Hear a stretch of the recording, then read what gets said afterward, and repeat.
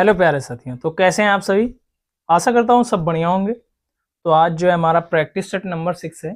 कौन सा practice set है? Practice set number 6। अभी तक जो हमने टोटल 5 जो है प्रैक्टिस सेट कर लिए हैं और उसको बहुत बेहतरीन तरीके से हमने कंप्लीट किया और उसकी पीडीएफ आप लोगों को पता है हमारे टेलीग्राम चैनल पर डेली की डेली अपडेट कर दी जा रही है।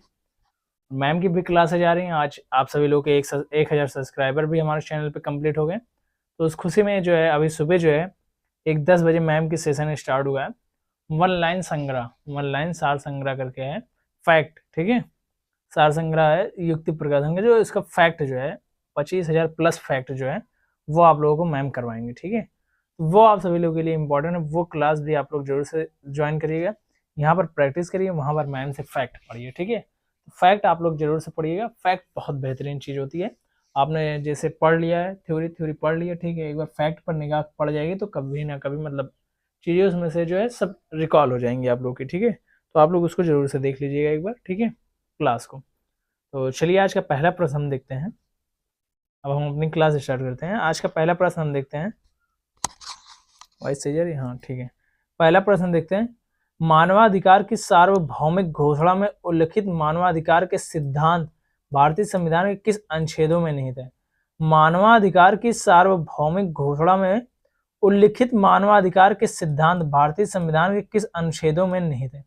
अनुच्छेद 12 से 51 में, अनुच्छेद 5 से 35 में, अनुच्छेद 36 से 51 में, अनुच्छेद 12 से 51 में। आज मेरी भाई तबीयत सही नहीं है, फिर भी आप लोगों की क्लास ले रहा हूँ। खांसी कुछ ज्यादा ही आ रही है।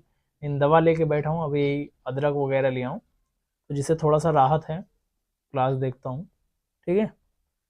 तो इसमें हमारा ऑप्शन ए हमारा 12 से 51 है, ऑप्शन बी है 5 से 35, ऑप्शन सी है 36 से 51 है, ऑप्शन डी है अनुच्छेद 12 से 51। तो ऑप्शन डी इसमें हमारा सही हो जाएगा, अनुच्छेद 12 से 51। मानवाधिकार का सार्वभौमिक घोषणा में उल्लिखित मानवाधिकार के सिद्धांत भारतीय संविधान के जो है 12 से 51 के अनुच्छेद तक है, 12 से अनुच्छेद 51 तक है, ठीक है बाबू। चलिए इसकी व्याख्या देखते हैं। व्याख्या में भी वही चीजें दी हैं, कुछ विशेष है नहीं, व्याख्या को हम लोग हटाते हैं। चलिए नेक्स्ट प्रश्न हम लोग देखते हैं। भारत के संविधान को 1946 में कैबिनेट मिशन योजना के तहत गठित एक संविधान सभा द्वारा तैयार किया गया था। इस संविधान सभा में तैयार करने के लिए कितनी समितियां थी? इस संविधान सभा को जो है तैयार करने के लिए कितनी समितियां थी जब जो है हमारा संविधान तैयार किया गया था? और प्रश्न इस प्रकार से भी पूछा जा सकता है, कैबिनेट मिशन कब आया? तो कैबिनेट मिशन कब आया था बाबू? 1946 में। कब आया था कैबिनेट मिशन? 1946 में।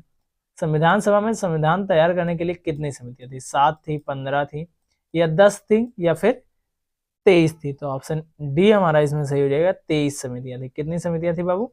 23 जो है समितियां थी, ठीक है। चलिए आगे देखते हैं हम इसकी व्याख्या। भारत के संविधान को 1946 में कैबिनेट मिशन योजना के तहत गठित एक संविधान सभा द्वारा तैयार किया गया था।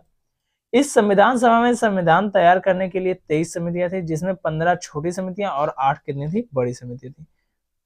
कैबिनेट मिशन योजना के तहत जो है संविधान सभा का गठन किया जाना था, ठीक है। और इसमें कितने जो है समितियां थी? 23 समिति थी, जिसमें से 15 क्या थी? छोटी समितियां थी, और 13 जो थी, सॉरी 15 जो है छोटी समितियां थी, 8 जो है वह क्या थी? बड़ी समितियां थी, ठीक है बाब। चलिए आगे हम देखते हैं। अगला प्रश्न हमारा क्या है? Question number 3। Kalakot thermal power station किस भारतीय राज्य में स्थित है? एक मिनट रुकना। कालाकोट थर्मल पावर स्टेशन किस भारतीय राज्य में स्थित है? झारखंड में है, बिहार में है, गुजरात में है, या फिर जम्मू कश्मीर में? कालाकोट थर्मल पावर स्टेशन किस भारतीय राज्य में स्थित है? झारखंड में, बिहार में, गुजरात में, या फिर जम्मू कश्मीर? तो ऑप्शन डी हमारा इसमें सही हो जाएगा, जम्मू कश्मीर में। किसमें बाबू? जम्मू कश्मीर में। कालाकोट थर्मल पावर स्टेशन कहाँ पर स्थित है? किस भारतीय राज्य में? जम्मू कश्मीर में कालाकोट थर्मल पावर स्टेशन। चलिए इसकी व्याख्या देखते हैं। उत्तर भारत का पहला थर्मल पावर प्लांट जिसे कालाकोट थर्मल पावर स्टेशन कहते हैं, यह जम्मू कश्मीर के राजौरी जिले के ब्लॉक कालाकोट में स्थित है। कहां पर है बाबू? कालाकोट में स्थित है, इसीलिए जो इसका नाम कालाकोट थर्मल पावर स्टेशन था, ठीक है। ये पहला था, ठीक है, पहला थर्मल, उत्तर भारत का पहला थर्मल पावर था। क्वेश्चन नंबर 4 हम लोग देखते हैं। सौर ऊर्जा का स्रोत है नाभिकीय संलयन, नाभिकीय विखंडन, सूर्य का संकुचन, सूर्य का प्रसार। सौर ऊर्जा का स्रोत है नाभिकीय संलयन है, सूर्य का संकुचन है, सूर्य का प्रसार है। इसमें से कौन सा जो है नाभिकीय सौर ऊर्जा का क्या है स्रोत है? तो ऑप्शन ए हमारा सही हो जाएगा, नाभिकीय संलयन, सौर ऊर्जा का स्रोत नाभिकीय संलयन। ठीक है, उसमें हाइड्रोजन जो होता है हीलियम में परिवर्तित हो जाता है। ठीक है,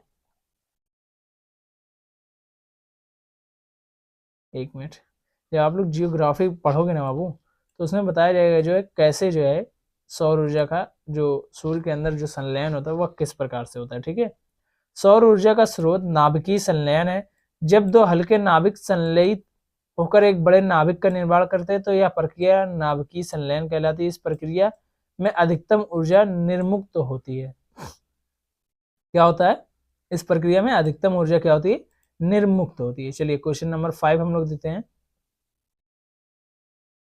निम्नलिखित में से किस पदार्थ का मानव शरीर में सबसे कठोर माना जाता है जो कैल्शियम फास्फेट से निर्मित होता है और यह जल में नहीं घुलता? एडिनोसिन ट्राइफॉस्फेट, दंतवल्क, न्यूक्लियोटाइड, या फिर क्या है डीऑक्सीराइबोन्यूक्लिक अम्ल। इसमें से कौन सा हो जाएगा जो है मानव शरीर में जो है सबसे कठोर होता है? मानव शरीर में जो है सबसे कठोर होता है, तो इसमें ऑप्शन बी हमारा सही हो जाएगा, दंतवल्क। दंतवल्क क्या होता है? सबसे कठोर होता है जो जल में नहीं घुलता है। चलिए इसकी व्याख्या देखते हैं। मानव शरीर में सबसे कठोर पदार्थ दंत लवक है और दंतवल्क है।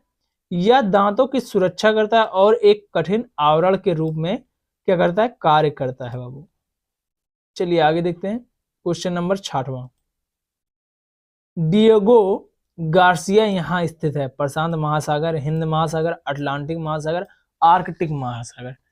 डिएगो गार्सिया कहाँ स्थित है? डिएगो गार्सिया कहाँ स्थित है? ठीक है, एक मिनट रुकना बाबू। डियो गार्सिया यहाँ स्थित है। प्रशांत महासागर, हिंद महासागर, अटलांटिक महासागर, आर्कटिक महासागर। ये जो है हमारे चारों ऑप्शन है, इसमें से जो हमारा बी ऑप्शन सही जाएगा हिंद महासागर में। डिएगो गार्सिया कहाँ स्थित है? यहाँ स्थित है हिंद महासागर में स्थित है। कहाँ पर? हिंद महासागर में डिएगो गार्सिया स्थित है बाबू। चलिए इसकी व्याख्या हम लोग देखते हैं।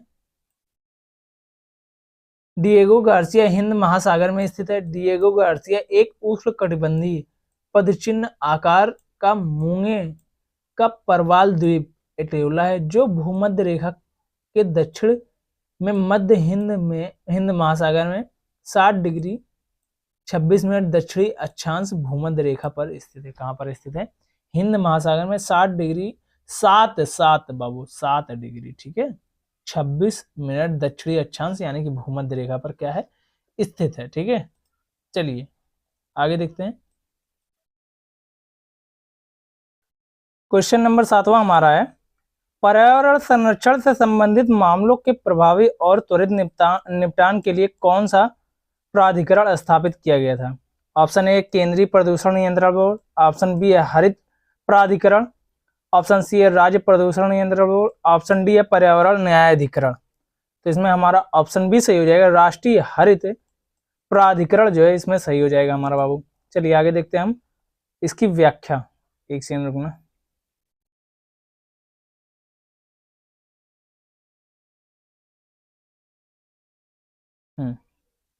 इसकी व्याख्या देखते हैं। नेशनल ग्रीन ट्रिब्यूनल की स्थापना नेशनल ग्रीन ट्रिब्यूनल एक्ट 2010 के तहत 18 अक्टूबर 2010 को की गई थी। इसे पर्यावरण संरक्षण, वनों एवं अन्य प्राकृतिक संसाधनों के संरक्षण से संबंधित मामलों के प्रभावी और त्वरित निपटान के लिए स्थापित किया गया था। इसको किस चीज के लिए किया गया था? प्रभावी एवं तुरंत निपटान के लिए जो है स्थापित किया गया था। ठीक है, चलिए क्वेश्चन नंबर 8 हम लोग देखते हैं। छोटी आंत का उंगली की तरह का छोटा हिस्सा जो पोषक तत्व को सोख लेता है उसे क्या कहते हैं? जो छोटी आंत में उंगली की तरह छोटा सा हिस्सा होता है वह जो है पोषक तत्व सोख लेता है उसे क्या कहा जाता है? बोमेंस कैप्सूल, या फिर सीलिया, या फिर विली, या एल्वियोओली। एल्वियोओली कहा जाता है। ठीक है, क्या कहा जाता है बाबू उसको? ऑप्शन सी हमारा इसमें सही हो जाएगा, विली। उसको क्या कहा जाता है बाबू? विली कहा जाता है। जो छोटी आंत में जो है उंगली की तरीके से होती है उसको क्या कहा जाता है? विली कहा जाता है। चलिए इसकी व्याख्या हम लोग देखते हैं। छोटी आंत आहार नाल का हिस्सा होती है।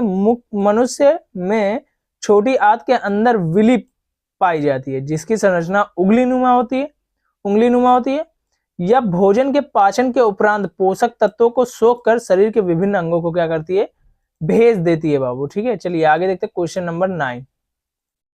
लाइकेन प्रकार के संबंध का एक उदाहरण है। परभक्षिता, असहभोजिता, सहभोजिता, सहोपकारिता। लाइकेन जो है एक प्रकार के संबंध का उदाहरण। लाइकेन किस प्रकार के संबंध का उदाहरण है? तो ऑप्शन सी है हमारा। एक सेकंड, नहीं, एक मिनट रुकना बाबू, मुझे कुछ कंफ्यूजन है ऑप्शन सी या डी में। एक मिनट रुकना, ऑप्शन में सही यहाँ पर लिखा हूँ, ऑप्शन डी है। मुझे लग रहा था डी है यार, थोड़ा सा कंफ्यूजन हो गया भाई, माफ करना। ऑप्शन डी हो जाएगा, सहोपकारिता। लाइकेन जो है एक प्रकार, किस प्रकार के संबंध का एक उदाहरण है? तो सहोपकारिता जो है इसमें सही हो जाएगा। ठीक है, चलिए इसकी व्याख्या देखते हैं हम लोग। लाइकेन सहोपकारिता संबंध का उदाहरण है। लाइकेन नीले हरे शैवाल और कवक के तंतुओं के बीच एक मिश्रित सजीवी संबंध है। लाइकेन क्या है? शैवाल और कवक का जो है तंतु के बीच एक क्या है, मिश्रित सजीवी है। ठीक है, नीले तथा हरे जो शैवाल होते हैं उनके बीच का। ठीक है, चलिए आगे देखते हैं क्वेश्चन नंबर 10वां हमारा। भारतीय दंड संहिता का समुद्र के क्षेत्राधिकार तक फैला हुआ है। भारतीय दंड संहिता का समुद्र के क्षेत्राधिकार तक फैला हुआ है। 8 समुद्री मील, 8 मील, 12 समुद्री मील, 12 मील। तो ऑप्शन सी हमारा इसमें सही हो जाएगा, 12 समुद्री मील। क्या हो जाएगा? 12 समुद्री मील सही हो जाएगा बाबू। ठीक है, चलिए इसकी व्याख्या हम लोग देखते हैं। भारतीय दंड संहिता का समुद्र में क्षेत्राधिकार 12 समुद्री मील तक फैला हुआ है। समुद्री सीमा में कटे फटे तट को सीधा करते हुए एक आधार रेखा खींची जाती है, और इस आधार रेखा से 12 समुद्री मील तक किसी देश के प्रादेशिक क्षेत्र होता है। क्या होता है? प्रादेशिक, मतलब पूर्ण अधिकार होता है बाबू 12 मील तक, नॉटिकल माइल तक। ठीक है, हमारा कैप्टन जेम्स कुक द्वारा निम्न में से किस महाद्वीप को खोज की गई थी? कैप्टन जेम्स कुक द्वारा किस महाद्वीप की खोज की गई थी? Australia, Europe, Africa, Antarctica. तो ऑप्शन ए हमारा सही हो जाएगा इसमें, ऑस्ट्रेलिया। कैप्टन जेम्स कुक द्वारा जो है निम्न से किस महाद्वीप की खोज की गई थी? तो ऑस्ट्रेलिया महाद्वीप की खोज जो है कैप्टन जेम्स कुक द्वारा की गई थी। चलिए इसकी व्याख्या हम लोग देखते हैं। ऑस्ट्रेलिया एक द्वीपीय महाद्वीप है। इसकी खोज 1770 में सर्वप्रथम कैप्टन जेम्स कुक ने की थी। हवाई प्रांत तथा न्यूजीलैंड की खोज का श्रेय जेम्स कुक को जाता है। हवाई प्रांत और जो है न्यूजीलैंड की खोज का श्रेय किसको जाता है? जेम्स कुक को जाता है बाबू। ठीक है, चलिए क्वेश्चन नंबर 12 हम लोग देखते हैं। किस वायुमंडलीय परत में ओजोन होती है जो हानिकारक पराबैंगनी किरणों को अवशोषित कर लेती है? मध्य मंडल, समताप मंडल, क्षोभ मंडल या फिर आयन मंडल। मतलब सीधा सीधा स्पष्ट अक्षरों में पूछा है, O3 मतलब ओजोन जो है वह कहां पर होती है, किस मंडल में होती है? ठीक है, तो ऑप्शन बी हमारा इसमें सही हो जाएगा, समताप मंडल में। कहां पर बाबू? समताप मंडल में जो होता है ओजोन परत होती है। चलिए इसकी व्याख्या हम लोग देखते हैं। समताप मंडल के वायुमंडलीय परत में ओजोन होती है जो हानिकारक पराबैंगनी किरणों को अवशोषित कर लेती है। समताप मंडल पृथ्वी के वायुमंडल की दूसरी सबसे निचली परत है जो लगभग 15 से 50 किलोमीटर ऊपर स्थित है। 15 से कितने किलोमीटर तक? 50 किलोमीटर तक। ठीक है, स्थित है।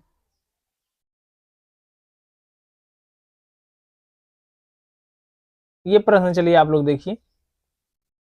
ठीक है, ये थोड़ा सा लंबा प्रश्न है इसलिए इसको जूम आउट करना पड़ा। ठीक है, देखते हैं 13वां प्रश्न हम लोग।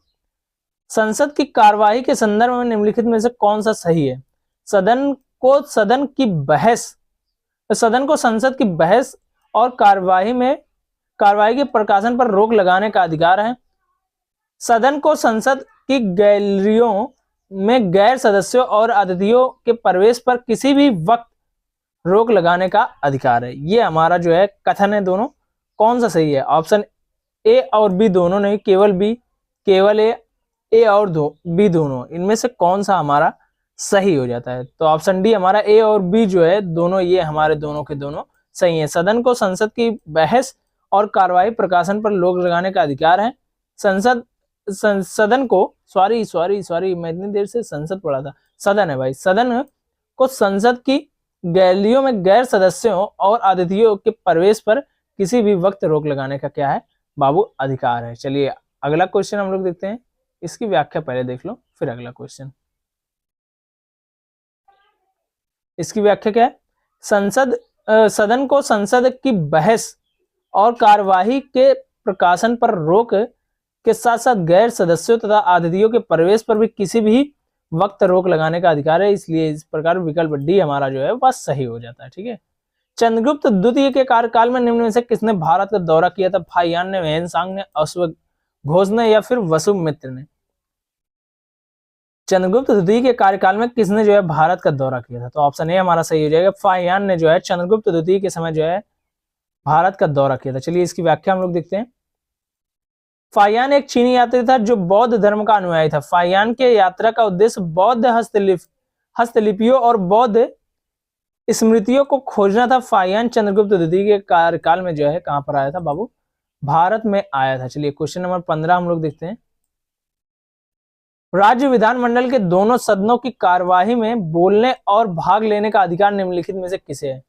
राज्य विधानमंडल के दोनों सदनों की कार्यवाही में बोलने और भाग लेने का अधिकार निम्नलिखित में से किसे है। राज्य के महाधिवक्ता को, राज्य के राज्यपाल को, राज्य वित्त आयोग अध्यक्ष को, उच्च न्यायालय के मुख्य न्यायाधीश को। तो इसमें हमारा ऑप्शन ए सही हो जाएगा, राज्य के महाधिवक्ता को। राज्य विधानमंडल के दोनों सदनों की कार्यवाही में बोलने और भाग लेने का अधिकार किसको है, राज्य के महाधिवक्ता को है। ठीक है बाबू, चलिए आगे देखते हैं क्वेश्चन, इसकी व्याख्या में भी नहीं कुछ अलग चीजें देख लेते हैं थोड़ा सा। राज्य विधानमंडल के दोनों सदनों की कार्यवाही में बोलने और भाग लेने का अधिकार राज्य के महाधिवक्ता और मुख्यमंत्री के पास होता है। मुख्यमंत्री के पास भी यह अधिकार होता है बाबू। ठीक है,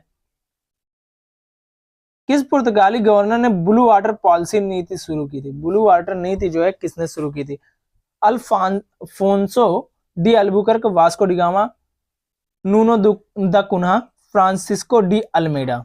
किसने शुरू किया था, तो ऑप्शन डी हमारा सही हो जाएगा, फ्रांसिस्को दी अल्मेडा। क्या हो जाएगा, फ्रांसिस्को दी अल्मेडा जो है ये सही हो जाएगा हमारा बाबू। क्या हो जाएगा, फ्रांसिस्को दी अल्मेडा। ठीक है, चलिए इसकी व्याख्या हम लोग देखते हैं, एक मिनट रुकना। ठीक है,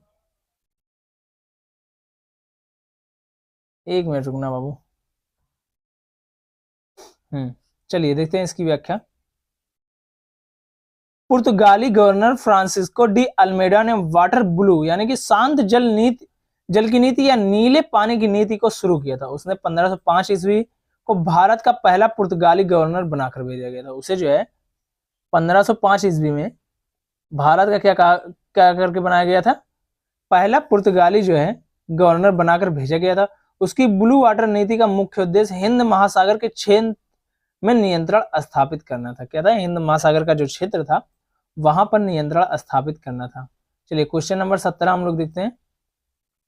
नगर निगम की बैठकों की अध्यक्षता कौन करता है। राज्य विधानसभा के अध्यक्ष, महापौर यानी कि मेयर, या फिर जिलाधीश, या फिर जिसे जिला मजिस्ट्रेट कहा जाता है, या फिर नगर पालिका आयुक्त, किसके पास होता है।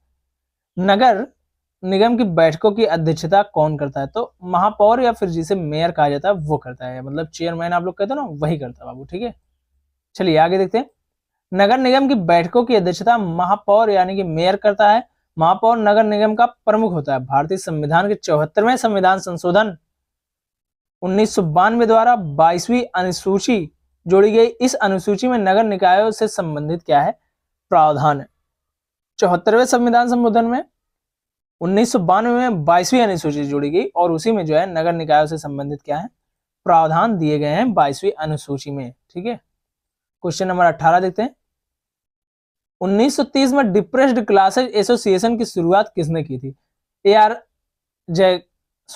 जयकर ने, या फिर ज्योतिबा फुले ने, या डॉक्टर भीमराव अम्बेडकर जी ने, या फिर महात्मा गांधी जी ने। ठीक है, 1930 में डिप्रेस्ड क्लासेज एसोसिएशन की शुरुआत किसने की थी, तो ऑप्शन सी हमारा सही जो है, doctor B are Ambedkar ji ने, डॉक्टर भीमराव अम्बेडकर जी ने जो है इसकी शुरुआत की थी। चलिए इसका मुख्य जो है उद्देश्य देखते हैं, इसका क्या क्या उद्देश्य था इस एसोसिएशन का। ठीक है, 1930 ईस्वी में डिप्रेस्ड क्लासेस एसोसिएशन की शुरुआत बी आर अम्बेडकर ने की थी। इस संगठन का मुख्य उद्देश्य दबे हुए वर्गों को संगठित कर सशक्त बनाना था। बी आर अम्बेडकर को संविधान का क्या कहा जाता है? जनक कहा जाता है। चलिए क्वेश्चन नंबर जो है हम लोग 19वां देखते हैं। भारतीय संविधान का कौन सा भाग सभी न्यायिक मामलों में अधिक क्षेत्र वाली एक एकीकृत न्यायपालिका के प्रावधान को प्रस्थापित करता है? भाग 20, भाग 2, भाग 3, भाग 5। तो ऑप्शन डी हमारा इसमें सही हो जाएगा, भाग 5। ऑप्शन डी हमारा इसमें सही हो जाएगा बाबू, भाग 5। चलिए इसकी व्याख्या हम लोग देखते हैं। व्याख्या में भी वही चीजें दी गई हुई है, इसको आप लोग खुद कर लेंगे व्याख्या को। चलिए क्वेश्चन नंबर 20 हम लोग देखते हैं। संसाधनों का उपयोग करने की आवश्यकता और उन्हें भविष्य के लिए संरक्षित करना, इन दोनों को संतुलित करने को क्या कहा जाता है? संभावित संसाधन विकास, सतत विकास, संसाधन विकास या फिर संसाधन संरक्षण, इनमें से इसको क्या कहा जाता है? तो ऑप्शन बी हमारा सही रहेगा इसमें, सतत विकास। संसाधनों के उपयोग की आवश्यकता और उन्हें भविष्य के लिए संरक्षित करना, इन दोनों को संतुलित करने को क्या कहा जाता है? सतत विकास कहा जाता है। ठीक है, वही चीज इसमें भी दी गई व्याख्या में। चलिए क्वेश्चन नंबर 21 हम लोग देखते हैं। भारतीय प्रतिभूति एवं विनिमय बोर्ड यानी कि सेबी को पूर्ण वैधानिक अधिकार कब दिया गया था? ठीक है, भारतीय प्रतिभूति एवं विनिमय बोर्ड यानी कि सेबी को पूर्ण वैधानिक अधिकार कब दिया गया था? 30 जनवरी 1991 को, 30 जनवरी 1992 को, 30 जनवरी 1988 को, 30 जनवरी 1990 को। तो ऑप्शन डी हमारा सही हो जाएगा, 30 जनवरी 1900 सॉरी ऑप्शन बी 30 जनवरी 1992 को। ऑप्शन बी हमारा इसमें सही हो जाएगा 30 जनवरी 1992 को। ठीक है बाबू, ऑप्शन बी सही हो जाएगा, 30 जनवरी 1992 को सेबी को पूर्ण अधिकार दे दिया गया था। चलिए इसकी व्याख्या हम लोग देखते हैं। भारतीय प्रतिभूति और विनिमय बोर्ड यानी कि सेबी भारत प्रतिभूति बाजार के लिए नियामक संस्था है। इसे 1988 में स्थापित किया गया था तथा 12 अप्रैल 1992 को इसे पूर्ण वैधानिक अधिकार दिए गए। मतलब ये कब स्थापित हुआ था? ये बहुत ज्यादा इंपॉर्टेंट हो जाता है हमारे लिए। पूछा जा सकता है सेबी की स्थापना या फिर सेबी कब खुला था? तो 1988 में। कब बाबू? 1988 में। ठीक है, चलिए आगे देखते हैं हम लोग क्वेश्चन नंबर 22। 2011 की जनगणना के अनुसार भारत के किस केंद्र शासित में लिंगा अनुपात सबसे अधिक है? चंडीगढ़, अंडमान निकोबार द्वीप समूह, लक्षद्वीप, पुदुचेरी। किसमें जो है लिंगा अनुपात सबसे ज्यादा है? तो ऑप्शन डी हमारा सही हो जाएगा, पुदुचेरी में। पुदुचेरी में जो है लिंगा अनुपात जो है सबसे अधिक है। चलिए देखते हैं इसकी व्याख्या हम लोग। 2011 की जनगणना के अनुसार भारत के केंद्र शासित प्रदेश में पुदुचेरी 1037 सर्वाधिक लिंगानुपात वाला राज्य तथा दमन एवं दीव सबसे कम लिंगा वाला केंद्र शासित प्रदेश है। भाई ये राज्य लिख दिया लेकिन केंद्र शासित प्रदेश यहाँ पर कर लेना। ठीक है, 618 यहाँ पर लिंगानुपात दमन दीव का कितना? 618 और जो है 1037 जो है पुदुचेरी का है। चलिए आगे देखते हैं क्वेश्चन नंबर 23। उत्तर भारत में सबसे अधिक बोली जाने वाली भाषा हिंदी और निम्नलिखित में से एक है। उत्तर भारत में जो है उत्तर प्रदेश में सबसे अधिक बोली जाने वाली भाषा कौन कौन सी है? उर्दू है, बोडो है, उर्दू, बोडो, संथाली या फिर कोंकणी। इसमें से कौन सी ऐसी भाषा है जो उत्तर प्रदेश में सबसे ज्यादा बोली जाती है हिंदी के साथ साथ? ठीक है, तो ऑप्शन ए हमारा सही जाएगा, उर्दू। क्या हो जाएगा बाबू? उर्दू जो है सबसे ज्यादा बोली जाती है। ठीक है, चलिए इसकी व्याख्या हम लोग देखते हैं। हिंदी और उर्दू उत्तर प्रदेश की राष्ट्रीय भाषा। उत्तर प्रदेश में हिंदी सबसे अधिक बोली जाने वाली भाषा और उत्तर प्रदेश में दूसरी सबसे अधिक बोली जाने वाली भाषा क्या है? उर्दू है बाबू। ठीक है, चलिए क्वेश्चन नंबर 24 हम लोग देखते हैं। राज्य मानवाधिकार आयोग के अध्यक्ष होता है सेवानिवृत्त सिविल सेवक, राष्ट्रपति द्वारा मनोनीत, उच्च न्यायालय का सेवानिवृत्त मुख्य न्यायाधीश, राज्यपाल द्वारा मनोनीत। तो ऑप्शन सी हमारा इसमें सही हो जाएगा, उच्च न्यायालय द्वारा सेवानिवृत्त मुख्य न्यायाधीश जो होते हैं वो राज्य मानवाधिकार आयोग के क्या होते हैं? अध्यक्ष होते हैं। चलिए इसकी व्याख्या हम लोग देते हैं। राज्य मानवाधिकार आयोग का अध्यक्ष उच्च न्यायालय के सेवानिवृत्त मुख्य न्यायाधीश होता है। उत्तर प्रदेश मानवाधिकार आयोग की स्थापना मानवाधिकार संरक्षण अधिनियम 1993 की धारा 21 के तहत इसका गठन 7 अक्टूबर 2002 को किया गया था। मतलब प्रश्न यहाँ पर बहुत ज्यादा इंपॉर्टेंट बन जाएगा। उत्तर प्रदेश मानवाधिकार आयोग के गठन कब हुआ था? तो 7 अक्टूबर 2002 को हुआ था। किस अधिनियम के तहत हुआ था? तो मानवाधिकार संरक्षण अधिनियम 1993 के तहत धारा 21 के तहत हुआ था। ठीक है, क्वेश्चन नंबर 25 हम लोग देखते हैं। निम्नलिखित में से कौन सा बल लद्दाख को काराकोरम दर्रे से अरुणाचल प्रदेश में जाछेपला तक भारतीय सीमाओं की रक्षा करता है? निम्नलिखित में से कौन सा बल लद्दाख के काराकोरम दर्रे से अरुणाचल प्रदेश के जाछेपला तक जो है भारतीय सीमाओं की रक्षा करता है? इंडो तिब्बत सीमा पुलिस बल, केंद्रीय रिजर्व पुलिस बल, और क्या है, सीमा सुरक्षा बल, या फिर विशेष सुरक्षा गार्ड? तो हमारा इसमें ऑप्शन ए सही हो जाएगा। इंडो तिब्बत सीमा पुलिस बल जो है ये उसकी रक्षा करती है। ठीक है, चलिए इसकी व्याख्या हम लोग देखते हैं। भारतीय तिब्बत सीमा पुलिस अर्धसैनिक बल है। इसकी स्थापना 1962 में भारत तिब्बत सीमा क्षेत्र में रक्षा के लिए की गई थी। ये इस सीमा का पर काराकोरम यानी कि जम्मू कश्मीर में जो कि ये दर्रा से अरुणाचल प्रदेश में जाछेपला दर्रा तक भारतीय सीमाओं की क्या करता है? रक्षा करता है बाबू। ठीक है, चलिए आगे देखते हैं हम क्वेश्चन नंबर 26। भारतीय संविधान की 7वीं अनुसूची के अनुसार परमाणु ऊर्जा विषय पर कानून बनाने का अधिकार किसके पास है? पंचायत, केवल सांसद, केवल राज्य विधानमंडल, संसद और विधानमंडल दोनों के पास है। तो इसमें से हमारा ऑप्शन बी सही हो जाएगा, केवल संसद। परमाणु ऊर्जा विषय पर कानून बनाने का अधिकार किसके पास होता है? 8वीं अनुसूची के अनुसार केवल संसद के पास होता है। ठीक है, वही व्याख्या में दिया गया हुआ है। चलिए क्वेश्चन नंबर 27 हम लोग देखते हैं। निम्नलिखित में से कौन सा भारत में एक वैधानिक निकाय है? राष्ट्रीय आपदा प्रबंधन प्राधिकरण, राष्ट्रीय पिछड़ा वर्ग आयोग, नीति आयोग, या फिर राज्य निर्वाचन आयोग? तो ऑप्शन ए हमारा सही हो जाएगा, राष्ट्रीय आपदा प्रबंधन प्राधिकरण। भारत में एक वैधानिक निकाय कौन सा है? ये सब वैधानिक निकाय नहीं है। राष्ट्रीय पिछड़ा वर्ग आयोग जो है, ओबीसी जो आयोग होता है, वो जो एक वैधानिक आयोग नहीं, नीति आयोग भी नहीं, और निर्वाचन आयोग भी क्या है? वह जो है वैधानिक आयोग नहीं है बाबू। ठीक है, चलिए आगे हम देखते हैं इसकी व्याख्या। राष्ट्रीय आपदा प्रबंधन प्राधिकरण भारत में आपदा प्रबंधन के लिए शीर्ष वैधानिक निकाय है। इसका औपचारिक रूप से गठन 27 सितंबर 2006 को आपदा प्रबंधन अधिनियम 2005 के तहत हुआ। 2006 में इसका जो है गठन हुआ था, लेकिन अधिनियम जो है 2005 में ही आया था, आपदा प्रबंधन अधिनियम। और जो है गठन इसका औपचारिक रूप से गठन जो है 27 दिसंबर 2006 को हुआ था। किसका? राष्ट्रीय आपदा प्रबंधन, भारत में आपदा प्रबंधन जो है निकाय का जो है गठन, औपचारिक गठन क्या कब हुआ था? 27 सितंबर 2006 को हुआ था। इसका उद्देश्य प्राकृतिक एवं या मानव निर्मित आपदाओं के दौरान लोगों के मध्य समन्वय स्थापित करने एवं लोगों की सहायता प्रदान करने के लिए इसका किया गया था बाबू। ठीक है, क्वेश्चन नंबर 28। प्रतिवर्ष द्वारा मानव विकास रिपोर्ट यानी कि HDR प्रकाशित की जाती है। विश्व आर्थिक मंच, अंतरराष्ट्रीय मुद्रा कोष, न्यू डेवलपमेंट बैंक, संयुक्त राष्ट्र विकास कार्यक्रम द्वारा। ठीक है, किसके द्वारा किया जाता है? तो ऑप्शन डी हमारा सही है, संयुक्त राष्ट्र विकास कार्यक्रम द्वारा जो है प्रतिवर्ष मानव विकास रिपोर्ट जो है प्रकाशित की जाती है। ठीक है बाबू, चलिए आगे हम देखते हैं क्वेश्चन नंबर, एक मिनट पहले इसकी व्याख्या देख लो। मानव विकास रिपोर्ट HDR संयुक्त राष्ट्र ह्यूमन डेवलपमेंट रिपोर्ट। ठीक है, ह्यूमन डेवलपमेंट रिपोर्ट जो है इसका व्याख्या हो जाएगा, फुल फॉर्म हो जाएगा HDR का। ठीक है, संयुक्त राष्ट्र विकास कार्यक्रम द्वारा प्रकाशित की जाती है।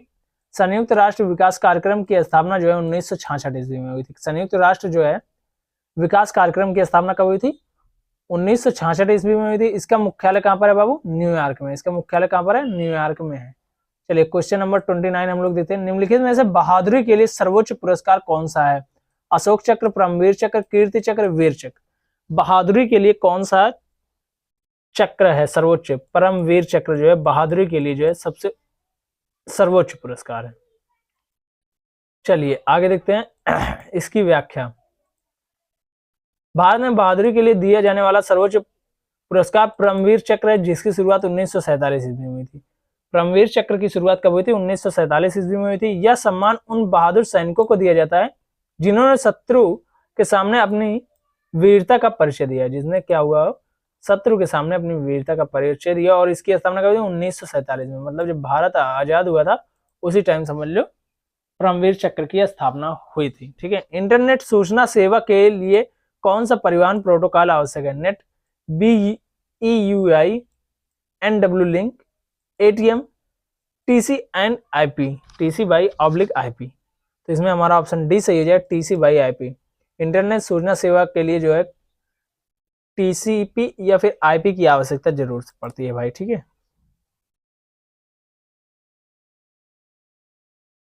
वही चीज दिया हुआ है भाई प्रोटोकॉल में, एक समूह है। ठीक है, चलिए अब आगे देख लेते हैं हम लोग। क्वेश्चन नंबर 31, मॉडल पुलिस अधिनियम 2006 में कहा गया कि राज्य खुफिया विभाग एवं आपराधिक जांच विभाग के प्रमुख या उसके ऊपर के रैंक पुलिस अधिकारी होंगे। पुलिस उप महानिरीक्षक, हेड कांस्टेबल, ADGP, पुलिस निरीक्षक। इसमें से हमारा कौन सा ऑप्शन सही हो जाएगा? तो ऑप्शन ए सही हो जाएगा, पुलिस उप महानिरीक्षक। कौन हो जाएगा? पुलिस उप महानिरीक्षक। इसकी व्याख्या में भी वही चीजें दी हुई। चलिए क्वेश्चन नंबर 32 हम लोग देखते हैं। भारत में राष्ट्रीय मानवाधिकार आयोग में कितने मानद सदस्य नियुक्त किए जाते हैं? भारत में राष्ट्रीय मानवाधिकार आयोग में कितने मानद सदस्य जो है नियुक्त किए जाते हैं? 5, 7 या फिर 50 या फिर 22? तो ऑप्शन बी हमारा सही हो जाएगा, 7। कितने बाबू? 7 जो है मानद सदस्य नियुक्त किए जाते हैं। कितने किए जाते हैं? 7। चलिए इसकी व्याख्या हम लोग देखते हैं। राष्ट्रीय मानव आयोग की स्थापना जो मानव अधिकार संरक्षण अधिनियम 1993 के प्रावधानों के तहत 12 अक्टूबर 1993 को की गई थी। आयोग के अध्यक्ष 5 पूर्णकालिक सदस्य तथा 7 मानद सदस्य यानी कि डीमेड मेंबर्स होते हैं। अध्यक्ष भारत का पूर्व मुख्य न्यायाधीश एवं सर्वोच्च न्यायालय या सर्वोच्च न्यायालय का न्यायाधीश होता है। ठीक है, क्वेश्चन नंबर 33, 3 जनवरी 1988 तक सती निवारण के अधिनियम 1987-1988 का अधिनियम संख्या 3 के आयोग में कितने भाग हैं? 2 भाग हैं, 7 भाग हैं, 3 भाग हैं या फिर 5 भाग? तो ऑप्शन डी हमारा सही हो जाएगा। इसमें कितने भाग हैं? 5 भाग हैं। ठीक है बाबू, इसकी व्याख्या चलिए हम लोग देखते हैं।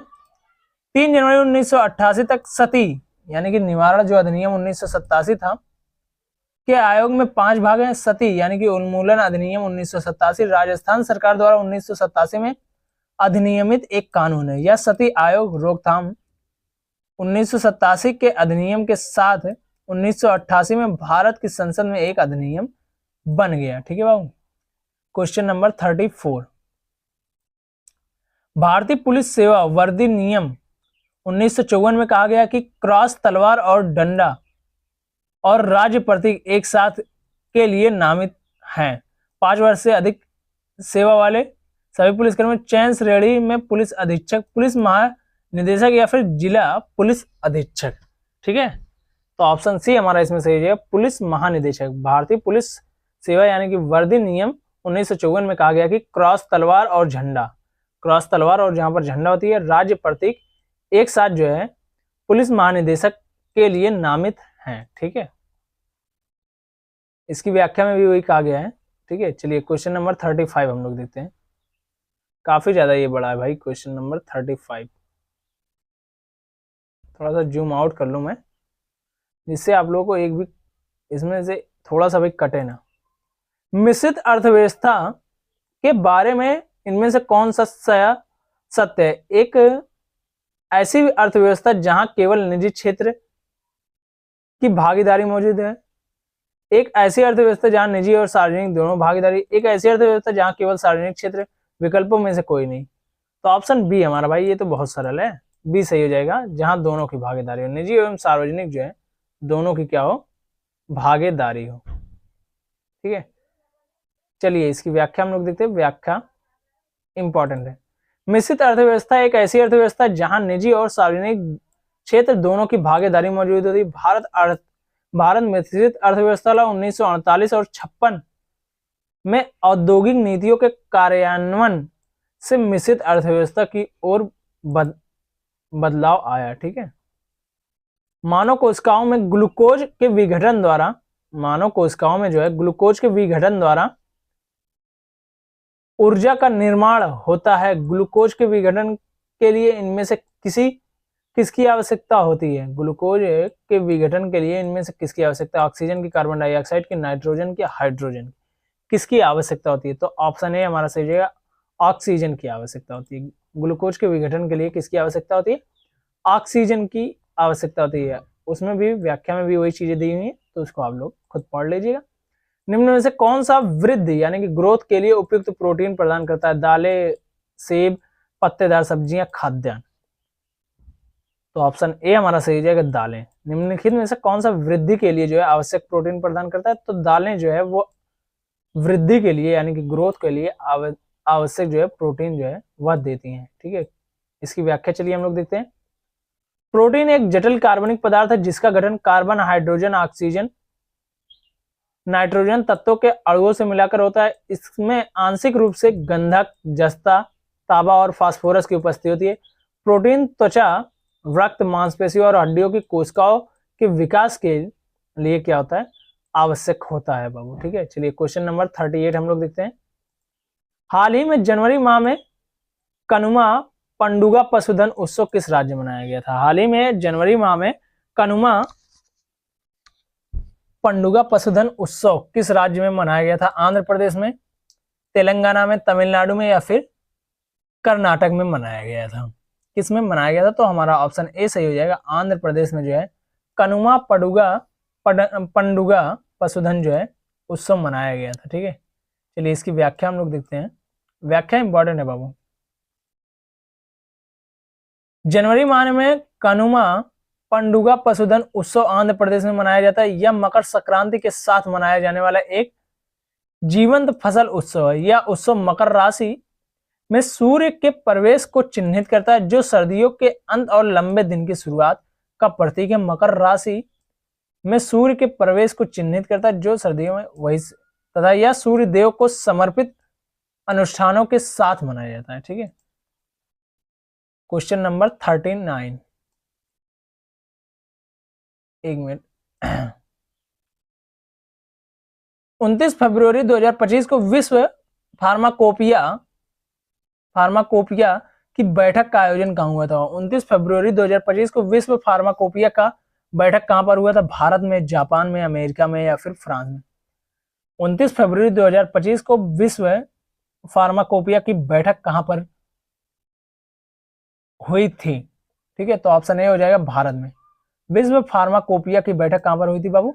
भारत में 29 फरवरी 2025 को हुई थी। चलिए इसकी व्याख्या देखते हैं हम लोग। 15वीं अंतरराष्ट्रीय विश्व फार्माकोपिया बैठक जो है 5 से 7 फरवरी 2025 को अंबेडकर इंटरनेशनल सेंटर नई दिल्ली में हुआ था। फार्माकोपिया एक दस्तावेज है जिसमें दवाओं के मानकों की जानकारी होती है जिसे दवा निर्माता उपयोग करते हैं। चलिए क्वेश्चन नंबर 40 और आज का लास्ट क्वेश्चन।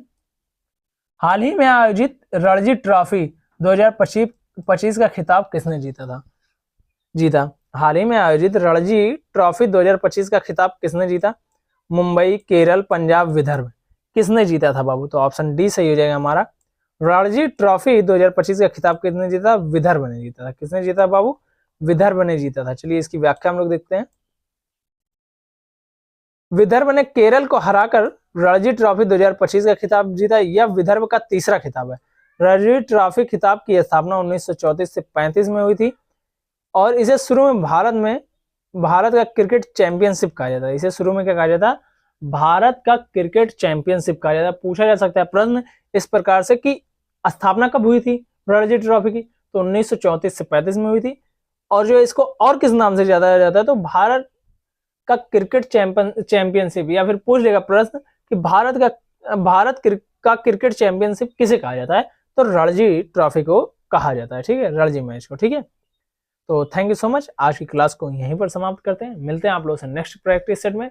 और वीडियो अच्छी लगी हो तो अपने दोस्तों के साथ शेयर जरूर से करें। Thank you so much.